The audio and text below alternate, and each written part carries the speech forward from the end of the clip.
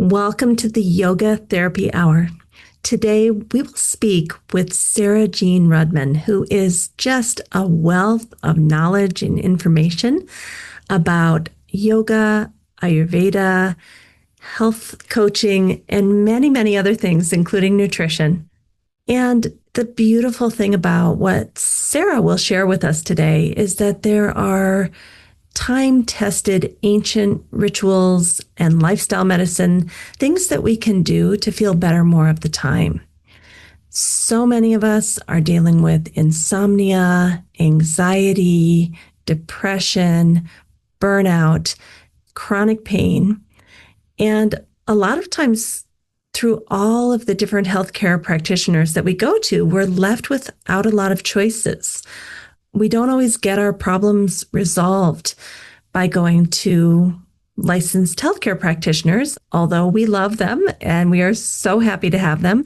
There are certain things that I think even licensed healthcare practitioners would say, wow, it would be really nice to have someone who could help with these things that I don't want to tell my person with fibromyalgia, I can't help you. Or I don't want to tell my person that has chronic low back pain that the only thing that may help you is surgery on your low back. I found that when we start as integrative healthcare practitioners to kind of be complementary towards to LHC people, and complementary meaning we like you, we care about you, we think you're doing a great job, but also complementary meaning we want to work side by side with you and help support all of the things that you're doing.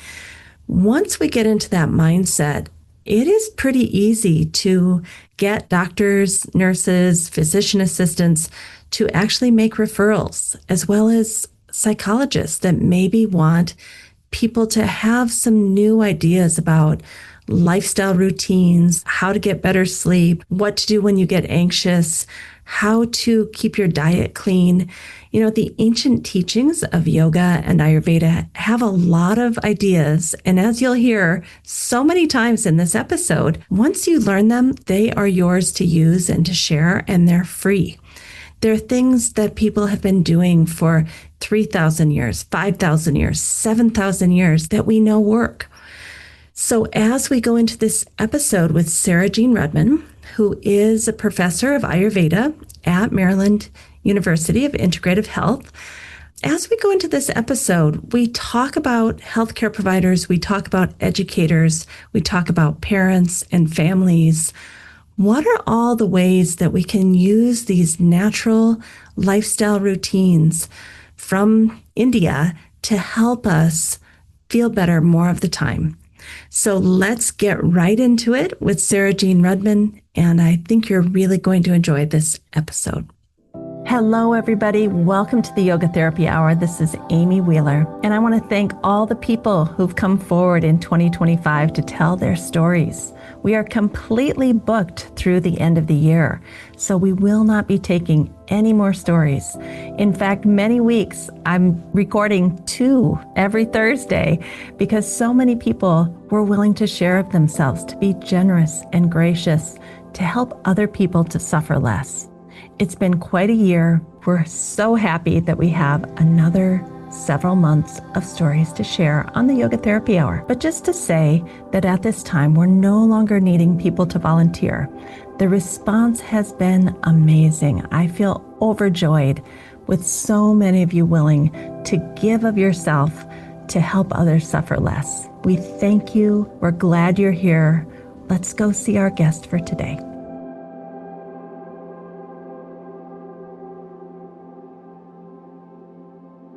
Welcome, Sarajean. So nice to see you. How are you? Thanks. So good to see you too. I'm doing well today. How are you?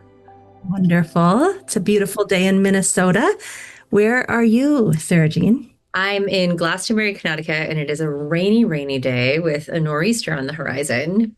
Oh my. May. So it's a very strange day here today. Wow. The weather has been wacky in the US. I just have to say, everywhere I go. I was in Maryland last weekend for graduation for Maryland University of Integrative Health, and they had a huge storm that closed a bunch of roads because trees fell down. And yeah, It's a lot. There's a lot going on. I think the universe is in chaos right now. Yes. And Mother Nature is not happy about it. All right. So, Sarah Jean, how did you start in Ayurveda? Like, what was your first encounter with Ayurveda?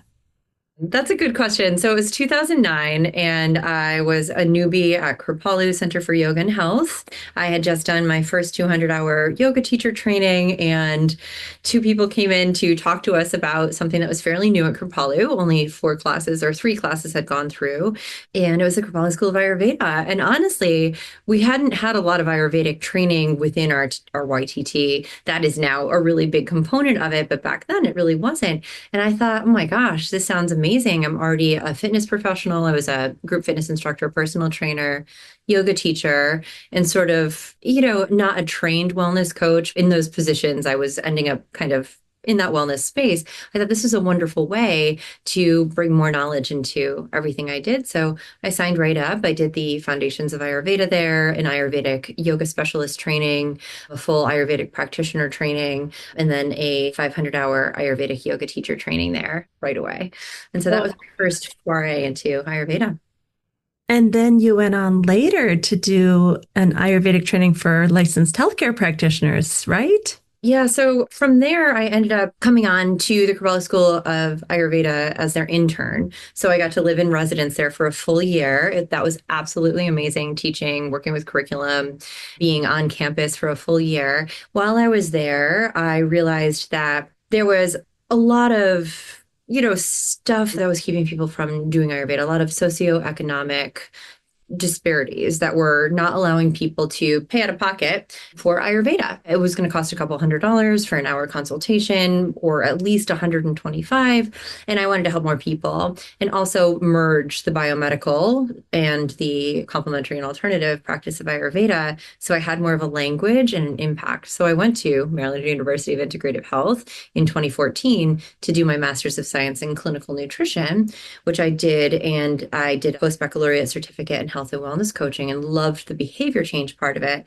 So all this while I was living at Kripalu, I signed up to do a second master's in health and wellness coaching. And so I did all of those so that I had the, sort of Eastern, Western, and more holistic behavior change models in my pocket. And I wanted to dive even deeper into Ayurveda. So I signed up and did the MAVM degree, so the Master's of Ayurvedic and Integrative Medicine at Maharishi International University, to really get an even more formal education as an academic in that particular field. Oh my God. Yeah. That's like 6 degrees that you went. And it really encompasses all of Western fitness, yoga, Ayurvedic yoga, health coaching, Ayurveda in a more kind of integrative way, which we'll talk about in a minute. Like you really just covered all the bases. So now we get to say you are a professor at Maryland University of Integrative Health in the Ayurveda department, yoga therapy and Ayurveda department. And you and I have talked a lot about this idea of integrative Ayurveda, which is a little different than maybe a more classical type of Ayurveda. But what does integrative Ayurveda mean to you? Yeah. So the idea of integrative health, as we teach at MUIH, the idea of integrative health is the intersection of complementary and alternative medicine. So CAM practices like Ayurveda, biomedicine, conventional medicine, which would be like your traditional MD, or even a DO would be considered, biomedical, APRN, biomedical, your GP, and self-care. And, in the middle of those three circles, that's integrative medicine. And so the idea of integrative Ayurveda is that it's bringing in the language and the models of all of these different approaches. It's the care for the practitioner as well as the care for the client or the patient. And the language can bridge both. So Ayurveda can act as a complement to a regular biomedical path as well. Charaka Samhita, one of our traditional texts that we use in Ayurveda that you personally have studied very deeply, talks about how this medicine must change with the times. It's not about a dogmatic or ritualistic approach, but instead it's about a very malleable and ever-changing, nuanced qualitative approach. So the idea of integrative Ayurveda is taking these very traditional qualitative ways of living, these routines. And they are rituals, right? They're not dogmatic rituals, but they're beautiful, wonderful rituals of self-care and aligning them with the modern world we live in. How can Ayurveda help support the medical doctor who's working with a patient who is struggling with type 2 diabetes? How could Ayurveda support somebody who's working with fertility or having a baby? Or how could Ayurveda support somebody's mental health that's also working with a psychologist? And I think that's really where Ayurveda can shine, is coming in an integrative and collaborative way instead of as a standalone. Yeah, I remember my medical doctor, who I chose specifically because she was a Western trained MD, but she was an Indian woman who also believed totally in Ayurveda. So she would kind of allow me to talk with her about, what I thought was happening from an Ayurvedic perspective during our regular doctor's appointments that were covered by insurance. So this is kind of the model that I have in my head. And she would even go as far as to find a way to get me certain tests to kind of figure out if our hypothesis about what was going on with me could be correct, looking at it from an Ayurvedic perspective. So I'm thinking of that. I don't know if that's kind of what you're describing, that like a medical doctor or physician assistant could use Ayurveda like in the background to inform some of their ways of thinking. Yeah, absolutely. That is one beautiful and I think very impactful way to use integrative Ayurveda. Another way would, of course, to have an Ayurvedic practitioner on hand that you could collaborate with. But that is absolutely, I think, a very powerful way if we can get our doctors and our nurses to understand this language and understand that they may be giving the diagnosis or the prescription, the treatment plan for a particular situation. That's fantastic. We need that. That's life-saving, life-changing, needed medical care. The Ayurvedic stuff it's the stuff we can do ourselves. That's the toolbox that we can give our patients or our clients to take home and say, hey, here are the reins back for your own well-being and health. You actually have control over a lot of this. I want to empower you for that. Right? You're not looking to me. I don't want you to nod and say, yes, I'll do that. Yes, I'll do this and ask me another question. I want you to listen and look and feel and know that you're strong and you can ask me questions, but you're the pilot and I'm the co-pilot in this situation, which really also leans into the integrative health perspective of patient-practitioner relationship. There's this collaborative effort where the patient or the client is really the one driving the force. And from an optimal health perspective, the doctor or whoever they're working with is the person that's there to support them, to help them build awareness, to help them gain access to resources, to help them know when they need the resources, and to also be, leaned on in times of need. So I think Ayurveda can really be a beautiful qualitative lens to look through for any licensed healthcare professional.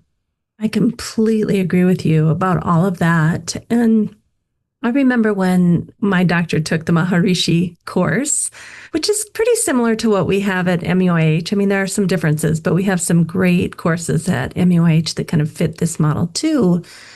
That she basically said, it wasn't a super, super, super in-depth training that made her like a Vaidya. It was more, simple things that Western trained medical professional could use with their clients on the spot and not feel so overwhelmed with a lot of complexity. Would you agree with that? Yeah. And one of the major tenets of Ayurveda is to treat with opposites. So if somebody's coming into your office and they're feeling so overwhelmed, I've got these health things and all of these responsibilities, I don't know how I'm going to take care of myself. We treat complex with simple.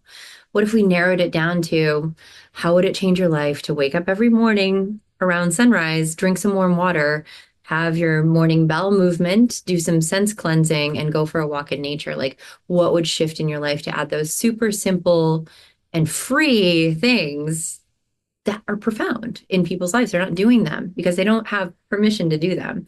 Ayurveda gives you permission to be intuitive and to take care of yourself in a natural way that doesn't have the exogenous effect that a lot of, pharmacology can have, right? We tend to lean and look toward what's the medicine I need to treat the thing that I have, where it could also be what's the life I need to avoid the thing I don't want to have. And I think that's so empowering and it's free. Most of it is free.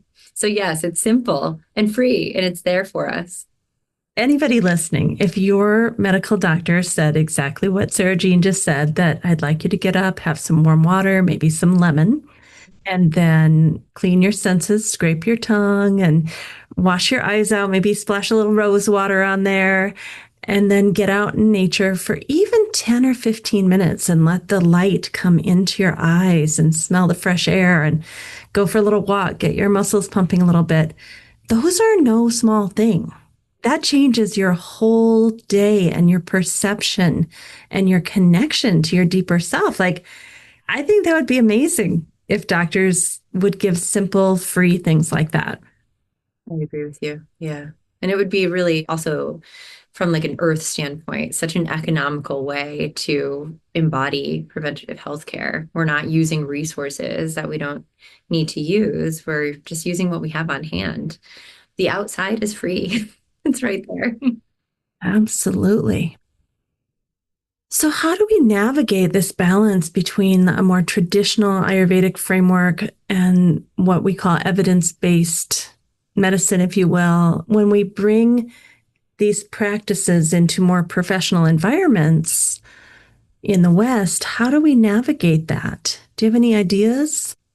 Yeah, as a researcher myself, I've honestly found that a lot of the things that Ayurveda is asking us to do, they are proven in science too, right? Like what you're talking about right now, for example, going outside and letting the light come into your eyes and having that change your day. Will that change your day on a spiritual, subtle, like kind of, especially if you're doing it in the time of Brahma, that like early pre-sunrise, expansive, ethereal, airy Vata time of the day of the time of creation? That is a spiritual godlike divine experience for sure. I know that sounds extreme or dramatic, but that's how I feel about it. There's also a ton of research on circadian entrainment and how walking outside, and I think the number is like around 10,000 lux, L-U-X, that you need in order to balance out your hormones for the day. So just a little quick like elevator speech on that, right? There's a reciprocal relationship between cortisol and melatonin. You have something called the hypothalamic pituitary adrenal axis. And so you can think about your hypothalamus. It's like a tongue that tastes your blood, and it will then signal your pituitary gland to release hormones that will tell your adrenal glands to release certain hormones. In the morning when we wake up, we have this burst of epinephrine, norepinephrine, stress hormones, antidiuretic hormone. That's why we have to go pee. And then the cortisol comes up because the hypothalamus tastes the blood and it's like, oh, all this stuff is here. Cortisol is actually an anti-inflammatory. It's a buffer to the stress hormones. And we have that big burst in the morning. And then, there's this reciprocal relationship between the light and melatonin, which will calm us down at night. And so if we get out in the light, our body is then hormonally regulating. It's like, oh, it's daytime, it's go time.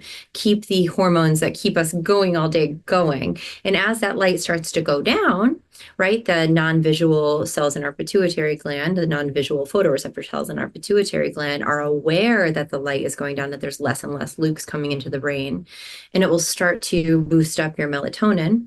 And so now your melatonin is going to start to boost up, and we get something called the dimming sometime around like 7:30 to 8:30, where the melatonin rushes in and we get tired. And ideally we go to bed. We don't, because of screens and artificial lights. And I was just going to say that. yeah, but ideally that's the time of kapha in Ayurveda. That's the time that we would be winding down right there. That 6 to 10 p.m. is the time of heaviness. It's the time of earth and water. So all that extremely long elevator speech, it was a long ride. We went to like the 37th floor. But all that to say, the Ayurveda is actually proven in science in a lot of ways. So I think the trick is getting people who are versed in research, who have medical training, who have research training, who are able to interpret and read and sort of understand, whether it's a clinical nutritionist or a yoga therapist or a medical doctor or an advanced nurse practitioner, OBGYN, whoever, a DC, a DO, any of these people who already know the science, know how to research the science, know how to see the science, trained in Ayurveda, they're going to know the parallels and draw on them. They'll be able to read the research, interpret it, and say, oh my gosh, yes, what this is saying is this works. Ayurveda didn't need that 7,000 years ago. Like we didn't have RCTs, we didn't have meta-analyses, we didn't have PubMed and Google Scholar and chat GPT and all the things, but the science is there, Amy. I think the answer is just drawing the lines for people and having a common language. We are going to take just a moment for a little break, and then we'll be right back to the show. We want to take some time to tell you about our Monday night Sangha or community. We've been together for 3 or 4 years now. I can't remember how many years. And every Monday night we come together and we talk. We talk about what matters. We talk about Yoga Sutra. We talk about what it means to be human. And then we do a few gentle postures, followed by some breath work, some yoga nidra meditation. And then we bring it all together at the end for anyone who wants to stay to talk about why we chose the postures, the meditation, the breathing techniques that we did for whatever condition we're talking about that month.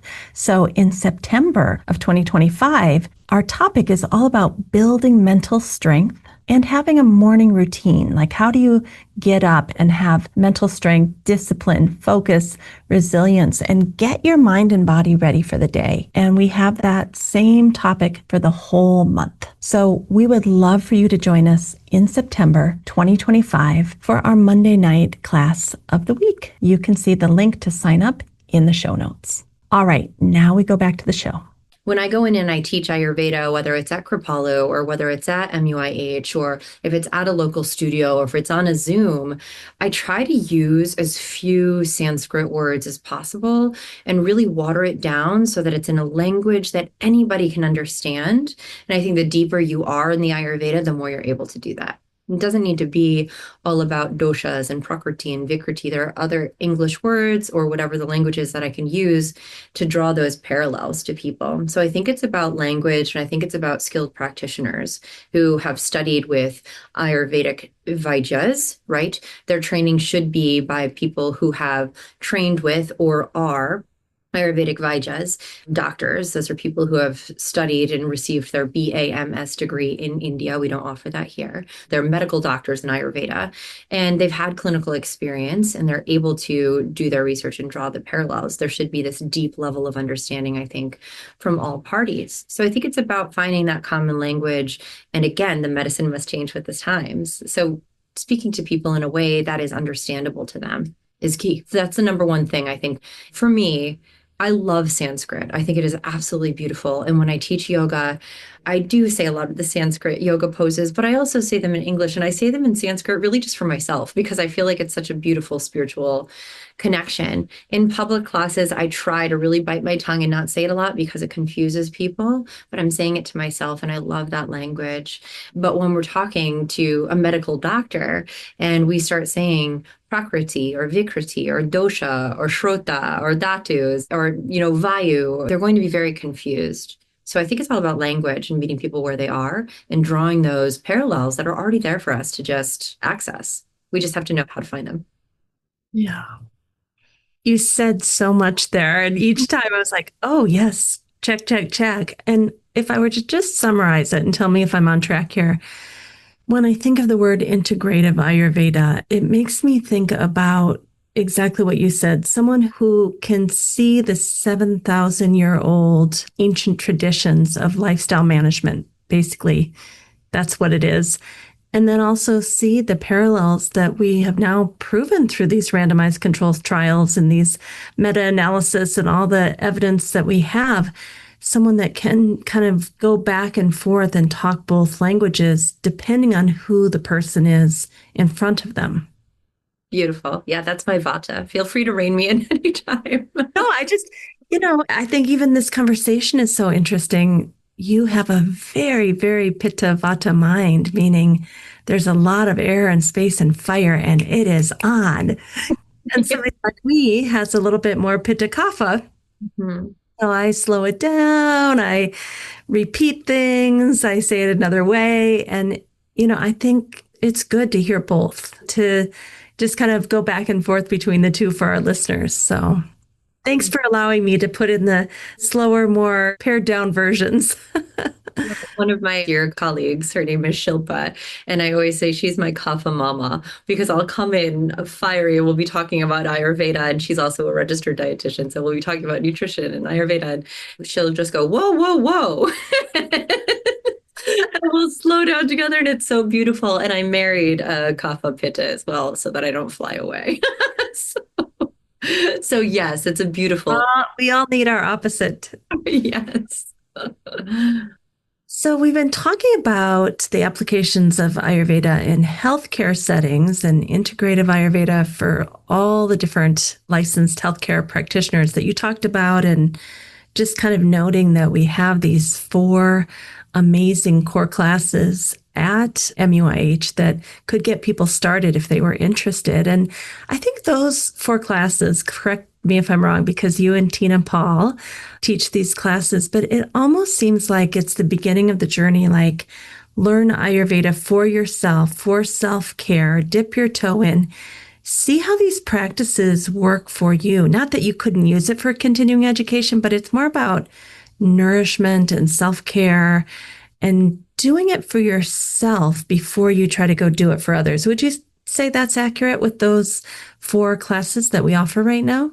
Yeah, absolutely. And what a gift as a practitioner yourself, Amy. Have you ever gone into, let's say, a yoga therapy session, and maybe you haven't cleansed your senses and you haven't done your meditation and you haven't eaten anything and you're dehydrated, and it's like, how do you show up versus if you're going into a yoga therapy session and you've taken care of your body and your mind and your heart, It's Yeah.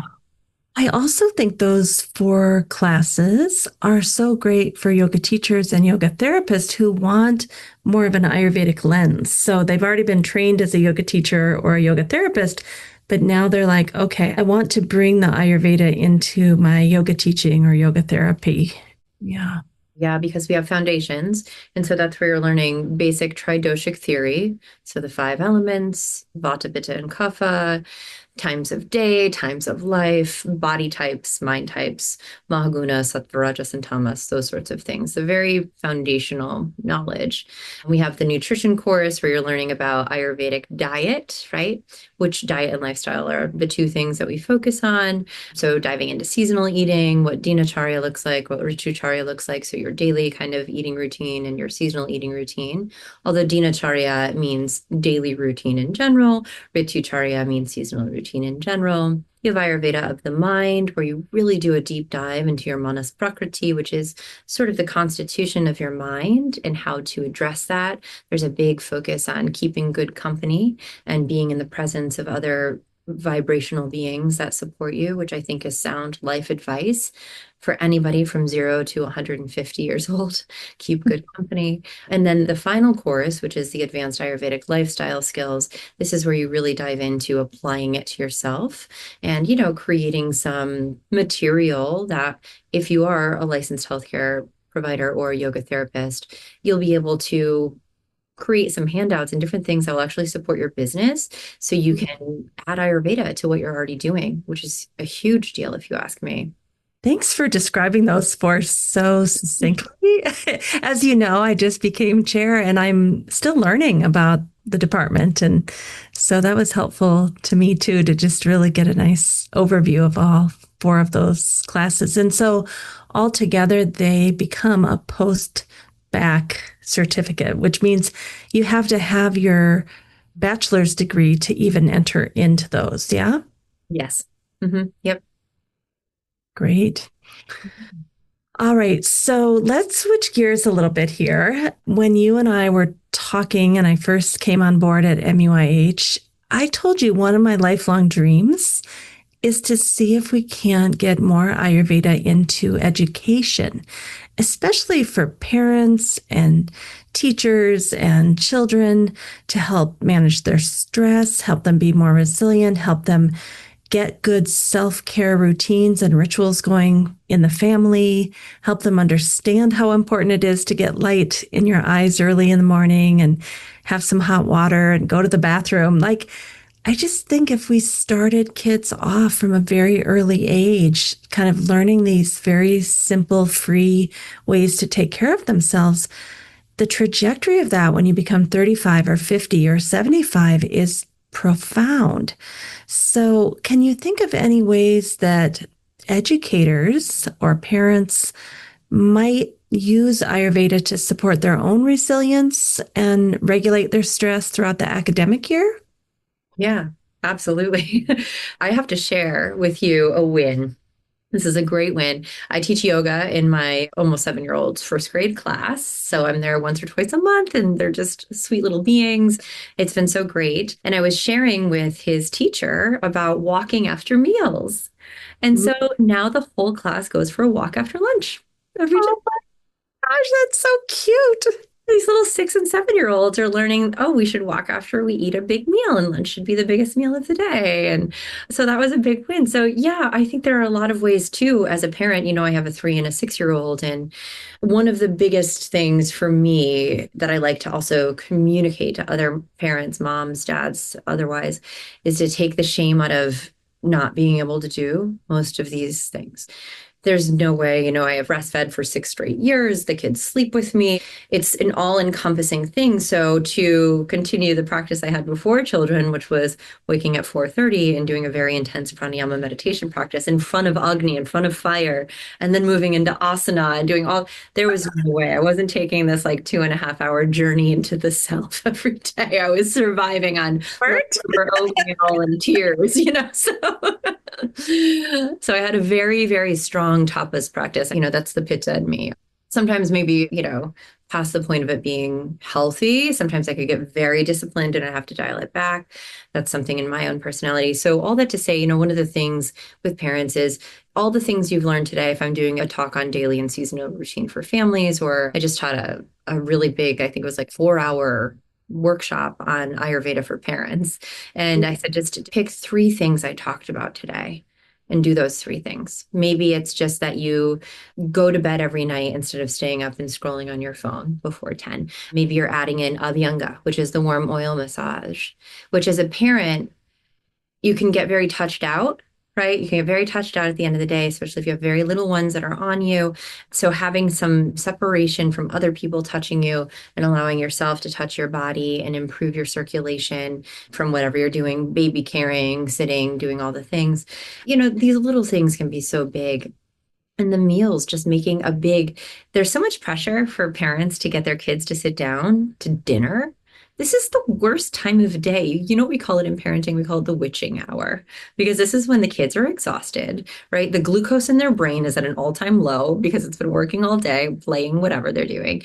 I say, if you're home with babies, get your family to sit down for lunch instead of dinner, right? There's more energy there. It's supposed to be the bigger meal of the day anyway. That's when your metabolism is high. So finding these really simple things to get in. And as you know, I'm an educator as well as a parent. So in this time of digital education, and all of my work at MUIH is online, it's so important to take brain breaks and take the screen breaks as well, like I talked about with the lights, having nature installations in your house. So in your eyes, alochika pitta. So we have pitta dosha in our eyes, and it's very fiery.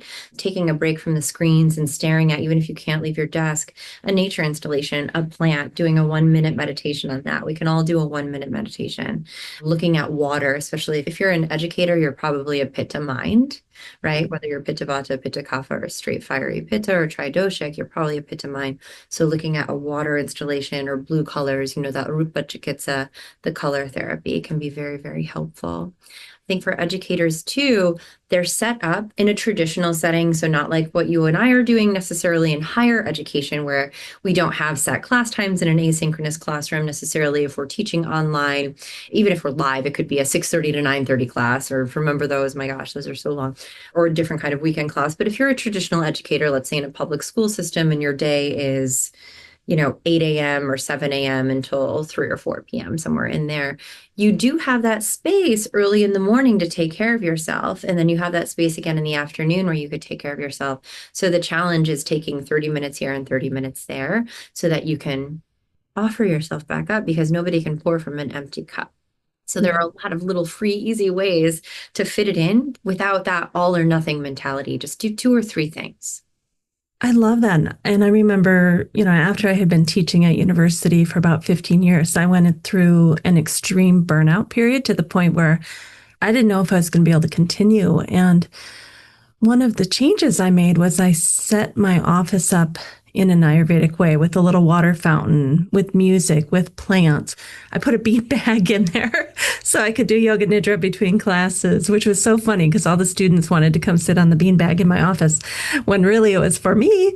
I got a do not disturb little sign for my door. And then it said, seriously, do not disturb, because they would all knock anyway. But you get the idea. I put a little refrigerator in there. I put a hot pot, things that I could heat up a little soup or some hot water, keep some cucumber slices in the refrigerator. So I think there's things we can do within our day that maybe people don't even realize is Ayurvedically focused. But then I'm also even thinking about how a teacher, maybe of your 7-year-old, sets up their classroom.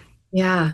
It's They add a bunch of these things too for their own comfort as well as the comfort of the children. Wouldn't that be cool? I completely agree with you. And I know there's such a lack of, funding in so many of the public schools. And we're in a lovely town in Connecticut. So we're, one of the lucky ones. And even so, it's still so challenging. But that's such a great point. And I hadn't thought of that. It's like I go in and teach yoga and I'm immediately anxious by all the things everywhere. I'm like, oh gosh, walk into the school and there's the Amazon delivery and everyone's chaotic and running around in the fluorescent lights. It's like, what would that look like to add plants? And then the kids get to take care of the plants. There's an added sense of responsibility there. Get a few fish, some things that are education based. And I always shop for all this type of thing at thrift store because then if I want to change it up, it's like no big deal. Like, okay, I spent $3 on it. It's no big deal. We can have a new season. And I bring it back to the same thrift store. You know what I love about that too, from an Ayurvedic standpoint? Too many choices is very rajasic. It's very vata deranging. And if you're going to a thrift store, it's not like going to a Target where you're going to have 17 different size bowls you could buy. It's like there's these 3 bowls and they're kitschy and they're different and they're weird and you get to pick one. That feels so much more relaxing for me. Yeah. I mean, I think some people think badly of thrifting, but I feel like it's a way to get pleasure and reuse things and then give things that you're no longer using back to someone else who might be on a budget that, I think there's a whole spiritual thing going on with thrifting. I'll save that podcast for another time. We could do one on the yamas and niyamas or something and definitely get deep in there. Thrifting in the yamas and niyamas. Yes, love that. Yeah, very beautiful. So I think there's a lot of ways that they're free. Even keeping nasya oil right at your desk, those sorts of things. Aromatherapy. That's such an interesting field. And I think that a lot of the larger MLMs have ruined the reputation of aromatherapy, but there's a whole Ayurvedic aromatherapy practice depending on your dosha. If you know that, the kids in your class or the students in your class, adult learners in our instance, let's say we're teaching live for a yoga therapy weekend somewhere, maybe we'll want to have some sandalwood in there to pacify the pitta mind, or some lavender in there to pacify the vata anxiety, preparing for an exam, something like that. So these are little things that are easy to add on as well. You could wear it around your neck, put it on your pulse points. And that's where doshic analysis comes into play as well, which working with a practitioner is ideal, but you can also do a lot of these quizzes online for yourself and kind of get a decent picture of what your constitution is. Yeah. Can you say a little bit about color therapy? Because a lot of times when I teach students about that, they are just shocked that the ancient Ayurvedic texts actually even mention that. And I think especially for a classroom teacher, that could be super powerful to decorate the classroom and the bulletin boards and such with the colors that support what outcomes you want for those students in terms of their mental state, that type of thing. Can you say anything about that? Yeah, absolutely. Or even seasonally, right? So right now, if you're listening to this or watching this in real time, we're in kapha season. So this is sort of the heavier season where things are slower. It's predominantly earth and water. It's sticky, it's cold, it's wet, it's stable, it's dense, it's gross, not like ew, disgusting gross, but gross as opposed to subtle. And so the colors that would abate that are those that would sort of in a gentle way shock the system. So the brighter yellows and the brighter oranges, maybe even fluorescents, things that are a little bit more contrasting, right? So the blacks against the whites, things that are going to increase attention because there can be this lethargy that comes with this season. So let's say that you're working in a classroom, or let's say you're a yoga teacher, and you're going to teach a kapha balancing yoga class.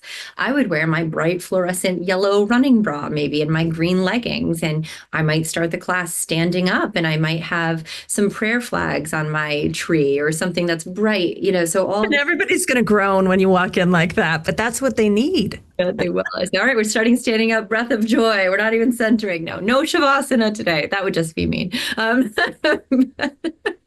No, it's that Ayurvedic principle, though, that when we're out of balance, we kind of prefer to stay out of balance. And when someone walks in a neon outfit and it's like, okay, let's get up and get going, it's like, oh, but then afterwards you feel so great. And I just think of educators alone, let alone yoga teachers, but let's just stick with educators. If they knew how to create those opposites to bring the children back into balance, like that is powerful. Yep, absolutely. Yeah. And so for Vata, which the schools are Vata deranged anyway, I volunteered for field day yesterday. It was 4.5, 5 hours and 500 kids outside running around. And then we're in and out of the school and the lights, and it's so Vata deranging. So maybe even having things at the kids' desk that would pacify Vata. So I talked about Kapha, pacifying Kapha with some brights. And just for the record, too, I would actually start a Kapha class sitting down, because you meet the dosha where they are. You don't just shock them. That'd be like running into a boulder, like Wile E. Coyote. You would just slide down. It wouldn't resonate. You got to start to nudge them so they start rolling. But that's neither here nor there. Maybe the kids could have something like a rock they found outside. That would be very Vata pacifying, to look at something from nature also that's stable. And then maybe something like a deep red, something earthy, maybe a flower they colored, or even a mandala they colored with earth tones that they could just sit and color to bring them back. Dim the lights. Those fluorescent lights are killer. They're killer for everyone, but especially Vata deranging. They're going to increase anxiety and mobility and make the kids feel like they're busy, like they're doing something, but they aren't. And so what happens there, especially with children, this is why screens can be so deleterious for their well-being, is screens and those artificial lights, they trick the brain into thinking the body is busy, but the body still needs movement, right? And so then there's this like increase in anxiety, and then the movement will come out in bursts. It won't come out appropriately. And now we see such a giant, onslaught of ADHD diagnoses and all sorts of different behavioral things. I notice especially with boys in school, even the most wonderful classrooms, not my teacher, actually, she's amazing, but a lot of really wonderful teachers, there's still this bias toward boys and their behavior, and they just need more movement. So I think, getting some of those bright fluorescent assaulting lights and chaos out of the space and bringing it down with the earth tones, with the earth tone Rupa Chikitsa, that would be so helpful. And then that student might say, I need some movement, raise their hand, say, can I go out in the hallway? And our school allows this, and do some wall push-ups, or can I go walk around the block and come back? I need a little movement right now, or can I stand up and stretch? But it won't come out where they get up and they pretend their water bottle's a gun and start fighting and like do all the things little kids will do if they don't have the appropriate direction of energy. I think that's really important. Yeah. So I'm just also having a thought here that these 4 Ayurvedic classes that we talked about previously, they're almost like a foundational blueprint that you could apply to the setting. So like if a teacher wanted to take them, they could get like the lifestyle routine, the food, the sleep, the daily rituals and rhythms down for their own self-care and healing.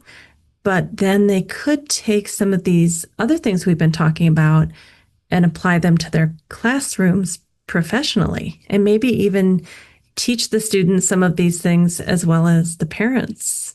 Absolutely. Yeah. And in a way that's so digestible, no pun intended. There are so many links, and, MUIH also offers a master's in clinical nutrition, which is where I did mine. And I think it was year before last, that degree leads you to be able to sit for a board exam with ANA, which is the BCNS board exam. So you have a CNS credential and can get licensed. And they do a yearly conference.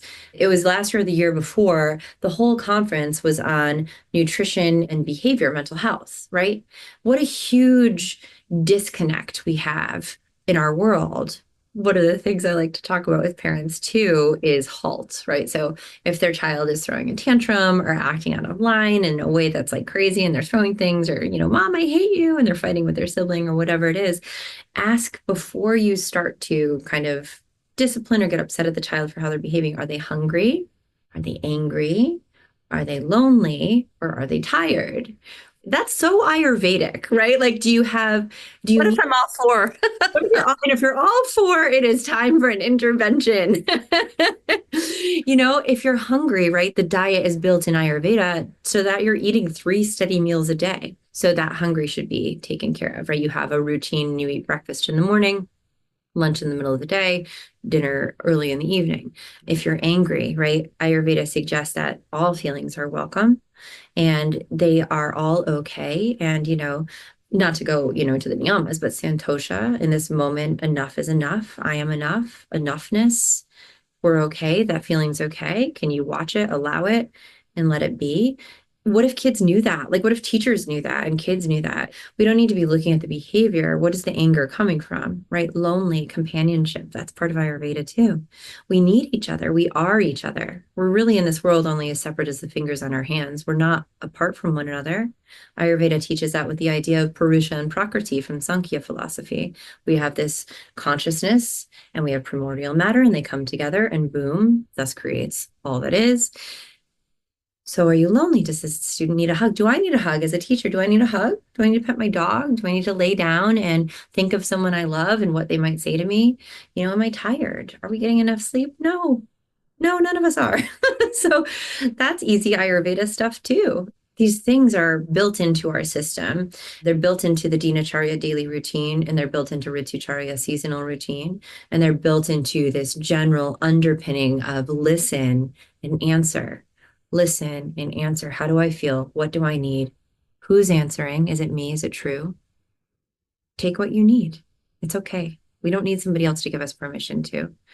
That's the most empowering thing we could teach our students, our children, our educators, ourselves. If the body is doing something, or the mind is doing something, or the heart is doing something, there's nothing bad about that. That is information that our body is giving us. Can we listen and see what's under it and then offer? Right? Like increases like. We treat with opposites in Ayurveda. So if I'm feeling empty in my tummy, let's fill it up with food. If I'm feeling angry in my heart, can we process that and get to the other side of anger? What's the opposite of anger? I'm not sure. That's going to probably be different for everybody. So those are some of my thoughts on that too, is it's so laid out in the Ayurvedic tradition. And if we just had permission to listen or took permission to listen, everybody would be in a better place. Students would be in a better place, and then they would grow and lead this to their children, should they have children, or their students, or their friends, or their colleagues, and so on and so forth. It'd just be in a happier, more balanced world. It's so interesting because, like you said, these ancient teachings, it's really laid out clearly and can be very simple. And when I hear you talk, it's like common sense, right? But somehow we've lost connection with that and we're feeling delinked from our true nature, delinked from Mother Nature, delinked from one another.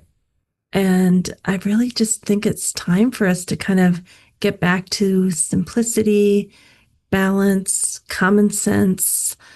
And I kind of see this actually happening in our local communities, that people are kind of pulling inward a little bit, not being so stretched out and stretched thin. And they're coming back to the basics of being human. Stepping out of the Maya, right? It's what's actually real within us. Mm. We've all been, everybody, listening, yourself, myself, I'm certain, have all been in a situation where instead of listening to ourselves and our intuition, what we already knew, like we already knew the answer, but we needed somebody else to tell us. Mhm. Just, we don't actually. Find us. In your DNA. Yeah. And then after you hear it, you think, well, that's common sense. Of course, I should have done that. But it's kind of like being at Starbucks right now. There's so many choices. You're looking around wondering which one you should choose when really you just need that cup of hot water in the morning. Like it's that. And after you do that a few days, you're like, gosh, this feels so good. Why wasn't I doing this? Yeah. And clinically, that's one of the ways to tell if you need the hot water. So here's a little free Ayurvedic tip. If you start drinking hot water, which is really important for hydration, but warm water is generally when you're in a more balanced state of physiology, you'll end up wanting warm water. But if you're drinking hot water and you continue to crave the hot water, that is your body's intelligence telling you to drink the hot water. And what that's doing, couple of things. One is hot water is one of the number one pachanas. So it's one of the number one ways to clear ama, which is like, you could think about that from a modern science perspective as like oxidative stress. Let's say inflammation, all of the things that are going wily in the body are caused from this ama, this toxic sludge that Ayurveda defines. It's not really like a tangible thing. So anyway, hot water does that. It also stokes your digestive fire. So if you're drinking hot water for a day, which the prescription for that would be about 1 ounce per kilogram or half pound of body weight for a full day, and you want it the next day, you need it, and your body will tell you when to stop. Mm. Just listen. If you go to pour that hot water on day 14 and you're like, I don't want hot water, I just want plain room temperature water. You've done it. You did it. Good job. You got to it. If you don't want the hot water at all when you take that first couple of sips, that's normal. Get through the bottom of one glass. And if you want it again, that's really good information for your body. I thought that was a really good clinical pearl I learned all those years back. And it's really rang true for me. Another free, easy one we can all do at home. That's what I love. Once you learn it, it's yours to Mhm. pass on and to use for yourself. Yeah. And I loved what you said too about it. When once you hear it, you can't unhear it. When Mm. somebody says it to you, you can't unhear it. What would it look like to have a practice every day that sort of clears the mud from the windshield of your mind? In Ayurvedic terms, that would be clearing the tamas from the mind to reveal sattva or peace. What would it look like to have a practice every day, whether that's journaling or reading something in the classical texts or a poem that you love, and then self-reflecting? What would it look like to have something every single day that you did for yourself that gave you the confidence, the empowerment, the awe and reverence for your own body and your own self that would help you listen to it? That when you were tired in the middle of the day, even though you slept for 7 or 8 hours the night before and you're tired in the middle of the day, you don't go Googling, did I get enough sleep? You Right. take a nap, you just lay down or you just sleep more the next night. Like your body knows way more than your brain, and it certainly knows more than a TikTok healthcare professional. So please listen and do something every morning, whether it's just writing down an affirmation or intention or reading a poem or stepping out in nature and taking 5 deep breaths and literally saying, how do I feel today and what do I need in my body? How do I feel today and what do I need in my heart? How do I feel today and what do I need in my mind? And allowing without shame, without judgment, the answers to come to you and just doing those things. This is an N=1 experiment. This is your life and you're taking control of it again. This is the way toward optimal, wonderful health. Yeah. And like you said, we don't need permission from someone else. I think we've somehow outsourced our health, our intuition, our inner knowing. We're always looking out there. And like you said, we can ask ourselves and give ourselves permission. Yeah, you deserve a nap today. It's okay. No shame. Well, Sarah, you've given us so much to think about today. Thank you for all of your generosity of spirit and knowledge. And you will be teaching these Ayurveda classes, which could be applied to a licensed healthcare practitioner, to an educator, or to really anyone who just wants to learn more about their own self-care and rituals and routines according to nature. So you're always teaching these Ayurveda classes, but what about your private business? Do you see people online for a consultation? Yes, I do. Yep, I do see people online and I do it in an integrative fashion.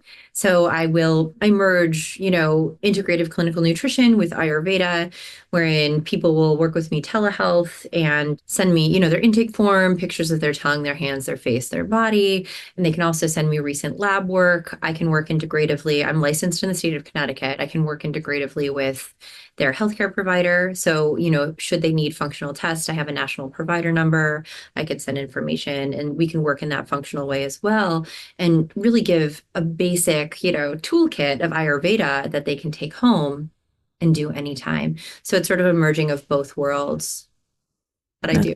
Yeah. great. So your website, if they'd like to come find you, is Sarajean Rudman, Sarajean SaraJeanRudman.com, SaraJeanRudman.com. And I have it pulled up here on the screen for those of us looking at it from the YouTube video. Is there anything else you want to tell us about what you do? I see you have a Sarajean Rudman community coming soon and online courses coming soon. Anything you want to tell us about? Yeah, so the online courses are exciting, and we're building those out in Kajabi now. I'm also faculty at Kripalu Center for Yoga and Health. So I teach Ayurveda, yoga, all the things there as well. And I wanted to also sort of boost our program with one more thing, because there are a lot of Ayurvedic programs out there, Amy. Like, people can sign up for, $97 for an Ayurvedic certification at a myriad of different online places. But what's different about what we do at MUIH is we are an accredited education institution, which means you're getting quality. You're getting quality because we get assessed every 5 years. There's no way around that quality, right? Our learning outcomes, everything is aligned. So our program is really good, and it is academic, and it is sort of like a next level different Ayurveda training. So I just wanted to add that as well. And then as far as myself, yeah, I'm teaching at MUIH. I'm also teaching at Kripalu Center for Yoga and Health. And we do have some online communities coming as well. There's a new project that I'm launching called the Replacement Project, which is sort of a fun thing to do. And as Amy knows, my number one priority right now is to plow through the end of my dissertation that I put on hold for 3.5 years when I had my little one.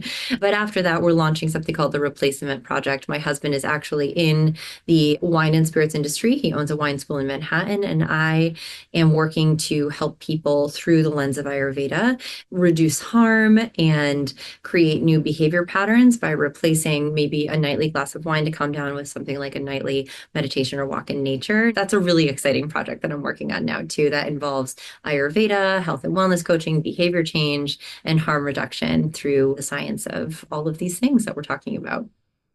So just so I got this straight, your husband works in the wine industry, and yet he's helping you with this placement project. Yeah, yep. And we hope to actually put out a course through his company, which is the International Wine Center. Not this year. We have too much going on this year, but next year, about safe consumption and about how to responsibly and ethically consume alcohol should you choose that path as well. So he's totally on board for that as well, because it's about the appreciation and the study of wine and not the overconsumption of wine. There's a lot of Ayurvedic philosophy around choice making, behavior change, habit loops, and what that might look like for somebody should they choose to be a teetotaler or have a glass once a year or have a glass once a week. There's space for everybody in that project too. So that's coming down the pipe in the future once we're through the dissertation. One thing at a time. Yeah. Yes. Well, thank you so much for being with us today and sharing your knowledge. And I wish all good things that are coming to you. You have so much wisdom and presence and joy to share with all of us. So thank you so much. Thank you, Amy. And thanks for having me. It's such an honor to work and be in your brilliance and in this expansive space of growing together, collaborating. I just feel really grateful to know you and be here with you today and always. Thank you. Thank you, Sarajean, for being with us today. It was such a pleasure to talk to you. And now I'm wanting to come to you for a private consultation. It's so clear that you have spent the time to really figure out how to help humans from both the Western perspective and the Eastern perspective. And I love that. That's integrative, right? So one other thing I wanted to mention before we leave today, we talked today about the Ayurveda program at Maryland University of Integrative Health, which will soon become Notre Dame of Maryland School of Integrative Health, where we're merging, and that will happen sometime in the next few months. But what I want to say is that we also have a new post-master's therapeutic yoga program that we're offering not only to licensed healthcare practitioners, but also to anyone who already has a master's degree in a different field, but would now like to specialize in therapeutic yoga. Like our Ayurveda program, the therapeutic yoga program for the post-master's degree is all about implementing yogic principles and practices into your current job or career. So if you're a doctor, if you're a nurse, a physician assistant, and beyond, a psychologist, a social worker, there's so many different professions out there that would like to teach therapeutic yoga. The postures, the breathing, the meditation, the yoga nidra, those are the things that we're going to teach you, as well as the ethical principles, what we call the yamas and the niyamas that come from the ancient texts.